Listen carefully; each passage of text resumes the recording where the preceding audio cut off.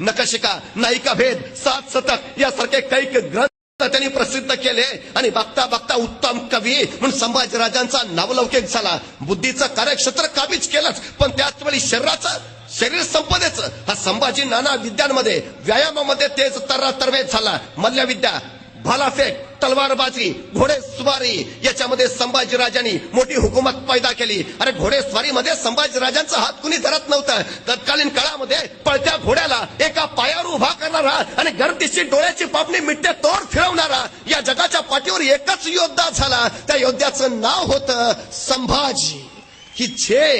ही झेप कुणाला बाकी जमलीच नाही. बघता बघता संभाजींच्या या कर्तृत्व गुणांनी स्वराज्य मोहरत निघालं. संभाजीराजांचं येणं जणू स्वराज्याला भाग्यशाली ठरलं. संभाजीराजांचा जन्म झाला आणि स्वराज्य वाढत वाढत वाढत वाढत वाढत निघालं. प्रतिपक्ष चंद्र लेखेव, प्रतिपदेच्या चंद्राच्या कलेप्रमाणे स्वराज्य संवर्धित होत गेलं.